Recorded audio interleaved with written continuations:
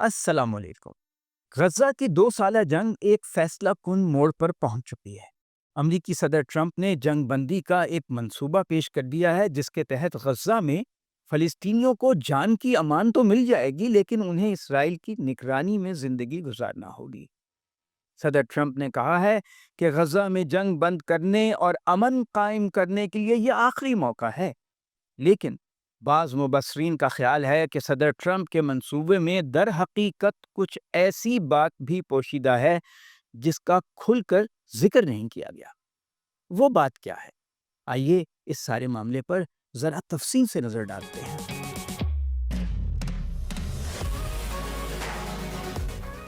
7 اکتوبر 2023 میں فلسطینیوں کی عسکری تنظیم حماس نے اسرائیل پر حملے کیے اور جواب میں اسرائیل نے غزہ میں جنگ چھڑ دی۔ غزہ کی جنگ شروع ہوئے 6 اکتوبر کو پورے 2 سال ہو جائیں گے۔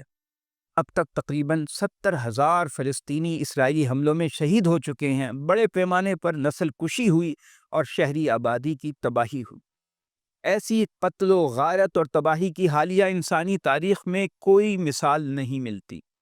غزہ کی پٹی ایک چھوٹا سا لیکن محصور علاقہ ہے۔ اسرائیل نے طویل عرصے سے اس کا محاصرہ کیا ہوا ہے۔ یہاں لاکھوں لوگ بے گھر ہو چکے ہیں، بے سر و سامان ہیں، غذائی قحط کا شکار، بھوکے پیاسے ہیں۔ غزہ کی 11% آبادی یا تو جاں بحق ہو چکی یا زخمی ہے۔ بیمار اور زخمی لوگوں کو محاصرے کی وجہ سے دوائیں بھی میسر نہیں۔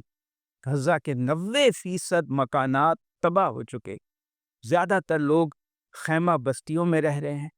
عالمی ادارے اسے نسل کشی قرار دے چکے ہیں، لیکن افسوس اس بات کا ہے کہ مظلوم فلسطینی بھی ایسے مشکل ترین وقت میں سیاسی طور پر تقسیم ہیں۔ ان کے مختلف گروہ ہیں جو ایک دوسرے کے خلاف صف آرا رہتے ہیں۔ ان میں شدید نظریاتی اختلافات ہیں۔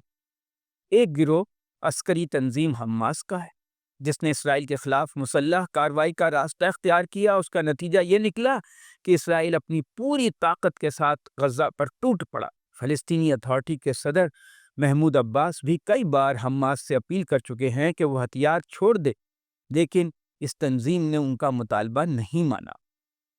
اب یہی مطالبہ امریکہ نے کر دیا ہے کہ حماس ہتھیار ڈال دے تو اس کے بدلے غزہ کی جنگ بند ہو جائے گی۔ دیکھنا یہ ہے کہ عسکری تنظیم امریکی صدر کے منصوبے کو قبول کرتی ہے یا نہیں۔ اگر حماس اس پلان کو مان لیتی ہے تو وقتی طور پر جنگ بندی ہو جائے گی اور غزہ کا محاصرہ ختم ہو جائے گا۔ وہاں کے مظلوم باشندوں کو پانی اور خوراک مل جائیں گے، دوائیں مل جائیں گی، ورنہ فلسطینیوں کی نسل کشی جاری رہے گی۔ ٹرمپ کے تجویز کردہ معاہدے کی ایک اہم شرط یہ ہے کہ حماس کو تمام اسرائیلی یرغمالی 72 گھنٹوں میں اسرائیل کو واپس کرنا ہوں گے۔ ان کی تعداد صرف 20 بتائی جاتی ہے، لیکن اسرائیل کے لیے وہ بہت اہم ہے۔ بدلے میں اسرائیل تمام فلسطینی قیدیوں کو رہا کر دے گا۔ ان کی تعداد تقریباً 2000 ہے۔ ٹرمپ کے منصوبے کے تحت اسرائیل غزہ کو اپنے اندر ضم نہیں کرے گا، لیکن وہاں فوجیں رکھ سکے گا۔ البتہ کچھ فوجوں کو مرحلہ وار وہاں سے نکالے گا، لیکن اس کی کوئی ٹائم لائن یا حتمی تاریخ نہیں دی گئی۔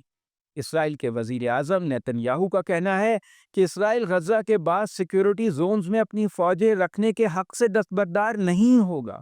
ٹرمپ منصوبے کے تحت غزہ میں حکومتی نظام چلانے کے لیے ایک نئی اتھارٹی قائم کی جائے گی۔ اس اتھارٹی کے سربراہ کوئی عالمی شخصیت ہوں گے کہا جا رہا ہے، جبکہ اس کے بورڈ میں فلسطینی اور دیگر عالمی شخصیات ہوں گی۔ سربراہ ایسا شخص ہوگا جسے امریکہ منتخب کرے گا۔ اس ضمن میں برطانیہ کے سابق وزیر اعظم ٹونی بلیئر کا نام لیا جا رہا۔ اگرچہ مسلمانوں میں وہ بہت متنازع شخص ہیں، لیکن امریکہ کے پسندیدہ آدمی ہیں۔ ساتھ ہی ساتھ کئی مسلمان ممالک غزہ میں امن و امان قائم رکھنے کے لیے اپنی فوجیں بھی بھیجیں گے۔ اس کا نام عالمی استحکام فورس ہوگا۔ یہ فورس یقینی بنائے گی کہ غزہ کے لوگوں کے پاس باہر سے کوئی اسلحہ، ہتھیار، گولہ بارود نہ پہنچ سکے، یعنی وہ غیر مسلح رہیں، اسرائیل کے لیے کوئی خطرہ نہ بنے۔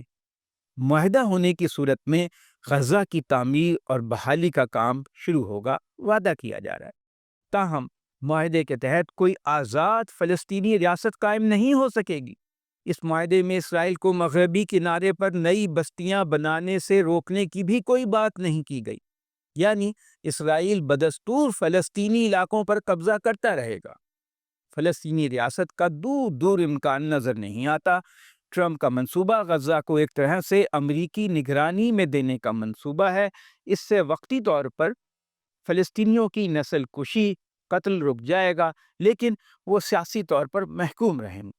غزہ کی حیثیت ایک طرح سے نو آبادی یعنی کالونی کی ہوگی۔ حقیقت یہ ہے کہ فلسطینی اسرائیل کے ہاتھوں شکست کھا چکے۔ اسی طرح عرب ممالک بھی بار بار اسرائیل سے جنگیں ہار چکے، اور اب ان میں اسرائیل سے مقابلے کی نہ صلاحیت ہے اور نہ حوصلہ اور ارادہ۔ کیمپ ڈیوڈ معاہدے کے بعد مصر فلسطینی معاملے سے لا تعلق ہو چکا ہے۔ لبنان میں اسرائیل کی مخالف تنظیم حزب اللہ کی جو قیادت تھی وہ اسرائیلی حملوں میں ختم ہو چکے۔ حزب اللہ میں اب اسرائیل کی مزاحمت کرنے کی ہمت اور طاقت باقی نہیں رہی۔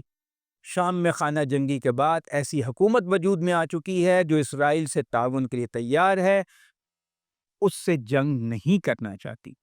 ایران بھی اب اس پوزیشن میں نہیں رہا کہ فلسطینیوں کی تحریک کی مدد کر سکے۔ اسرائیل کو اس بات کا بخوبی ادراک ہے، اس لیے ٹرمپ پلان میں اسرائیل کی شرائط غالب ہیں۔ یہ پلان فلسطینیوں کو زندہ رہنے کا حق تو دیتا ہے، لیکن اسرائیل کی نگرانی میں اس کی مرضی کے تحت رعایا کے طور پر۔ یہ پلان فلسطینیوں کو سیاسی آزادی نہیں دیتا، ان کی الگ ریاست تسلیم نہیں کرتا۔ مختصر الفاظ میں ایک الگ فلسطینی ریاست کے تصور کو ختم کرنے کی جانب یہ ایک بڑا قدم ہے۔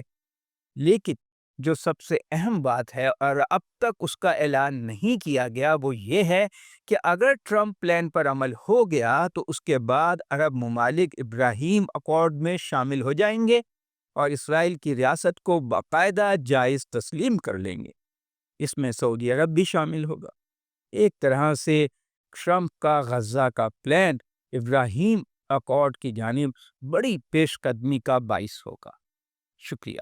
آپ میرے چینل کو سبسکرائب کریں اور بیل آئیکن کو پریس کریں تاکہ اگلے ویلاگ کا نوٹیفیکیشن آپ کو مل جائے۔